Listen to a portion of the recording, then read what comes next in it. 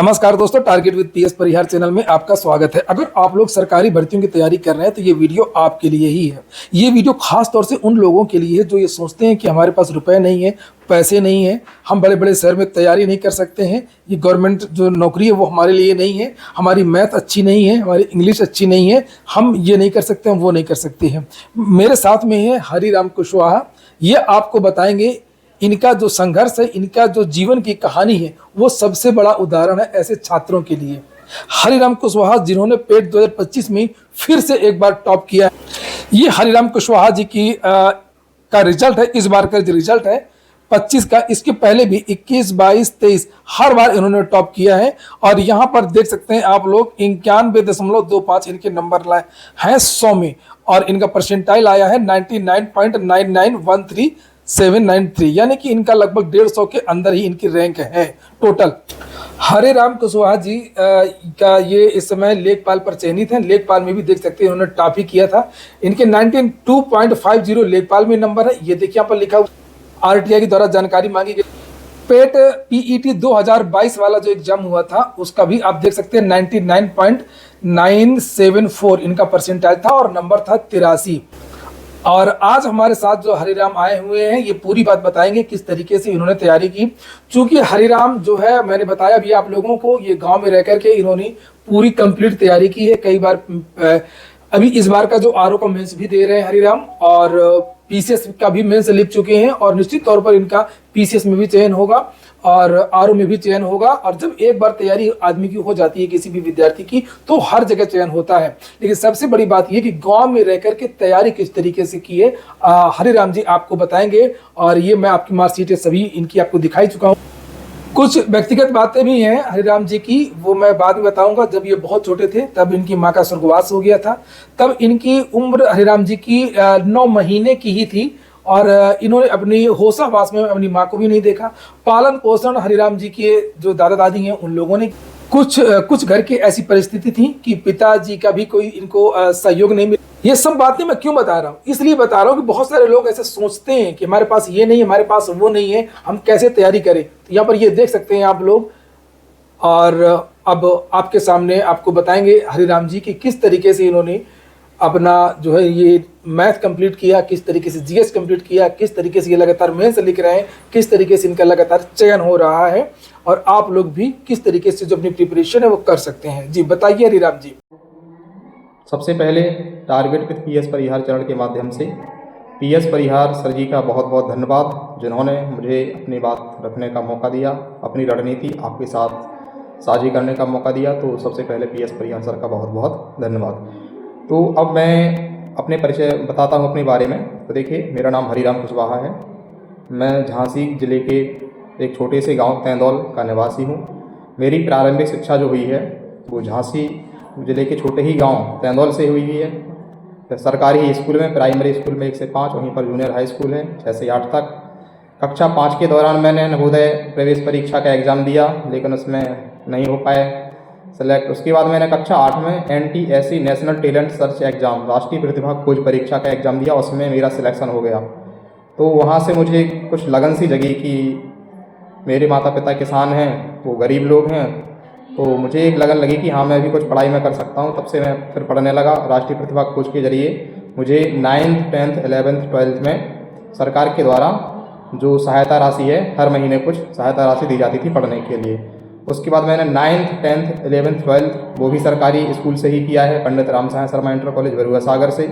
उसमें भी मेरे 10th में 82% मार्क्स थे, और 12th में मैं टॉपर था, 85% मार्क्स थे वहाँ पर। मेरी रैंक 1 थी अपने कॉलेज में, पंडित रामसाय शर्मा इंटर कॉलेज में, ठीक है। तो 85% वहाँ पर थी। उसके बाद मैंने क्या किया, सरकारी ही कॉलेज है, अर्ध सरकारी एडेड कॉलेज है, वहाँ से मैंने BA की सिंपल ग्रेजुएशन, जिसमें हिस्ट्री, पॉलिटिकल साइंस और हिंदी लिटरेचर, इससे मैंने अपना ग्रेजुएशन किया। उसमें भी मैंने पंडित डॉक्टर RP रिशारिया डिग्री कॉलेज से जो मैंने BA की, उसमें मैं भी टॉपर रहा पूरे कॉलेज में, ठीक है। उसके बाद बात करते हैं, मैंने 2020 में ग्रेजुएशन की, 2017 में मैंने 12th की थी, 2020 में मेरी ग्रेजुएशन हुई। कोरोना के टाइम के दौरान नवंबर 2020 में मेरा रिजल्ट आया। उसी दौरान मैंने B.Ed एंट्रेंस एग्ज़ाम दिया, और उसमें मेरी ऑल यूपी में 23 रैंक आई।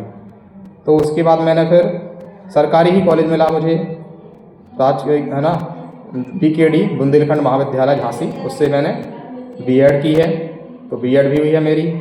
उसके बाद B.Ed के बाद मैंने फिर इग्नू से MA की है हिंदी लिटरेचर सब्जेक्ट में। तो ये मेरी रही शैक्षिक योग्यता के बारे में। और मैं एक मतलब निम्न वर्ग से आता हूँ, मध्यम वर्ग भी नहीं कह सकते हैं, ठीक है।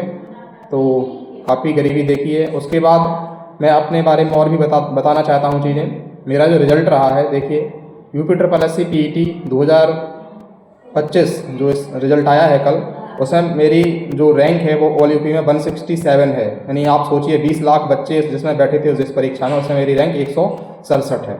और उसमें मेरी मार्क्स जो है 91.25 मार्क्स रहे हैं। इसके पिछले बात करें 2023 में, जो सबसे टफेस्ट पैट था 2023 में, उसमें मेरे 76 मार्क्स थे और उसमें मेरी ऑल यूपी में 6वीं रैंक थी। तो 12 या 13 लाख कैंडिडेट्स बैठे थे, तो उसमें मेरी 99.999 परसेंटाइल बनी थी। उसके बाद 2022 की बात करें तो 2022 में PET हुआ था, उसमें मेरे 88.5 मार्क्स थे। और उसके आधार पर 2022 के आधार पर मैंने BPO ग्राम पंचायत अधिकारी है ना, उसमें जो 1462 पोस्ट थी उसमें मैंने फॉर्म भरा था। तो उसमें जो अभी 27 अप्रैल 2025 को एग्ज़ाम हुआ है, उसमें मेरे 81.25 मार्क्स हैं। तो उसमें भी काफ़ी अच्छा स्कोर है, आप देख सकते हैं। अभी जो उसकी कट ऑफ गई है DB की, वो 59 के लगभग रही है, तो उसमें भी मेरा अच्छा स्कोर है। इसके बाद 2021 में पैट हुआ था, उसमें मेरे 82.5 मार्क्स थे। उसके आधार पर लेखपाल भर्ती हुई 2021 PET के आधार पर, और उस लेखपाल भर्ती में मैंने ऑल यूपी में टॉप किया 92.5 मार्क्स के साथ, 92.50। उसमें 4 विषय आते थे। हिंदी, तो हिंदी में मेरे 25 में से 24 सही थे, गणित में 25 में से 25 सही थे, सामान्य ज्ञान में से 24 सही थे, ठीक है। और ग्रामीण परिवेश, यहाँ पर योजनाओं का काफ़ी अच्छा वेटेज आया था, जो कि मैंने कंप्लीट किया था। तो मैं ऑल यूपी में टॉपर रहा हूँ लेखपाल में। अब आपको आगे बता देता हूँ कि मैं सिविल सर्विसेज की तैयारी कर रहा हूँ, PCS UPSC की। तो आप उसी के माध्यम से देख सकते हैं कि वही बुक लिस्ट है। बुक लिस्ट जो मैंने फॉलो की है वो UPSC सिविल सर्विसेज की है, जिसमें NCERT, आप जानते हैं कि NCERT पढ़ना जरूरी होता है, तो मैंने NCERT कवर की है।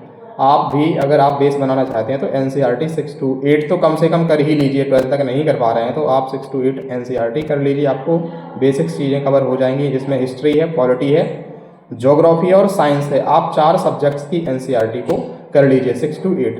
और अगर आप और भी आगे कर सकते हैं तो 6 to 12, पर तो उसमें आप सिविल सर्विसेज की लाइन में चले जाएंगे तो आपका बहुत ही अच्छा वहाँ पर प्रयास होगा।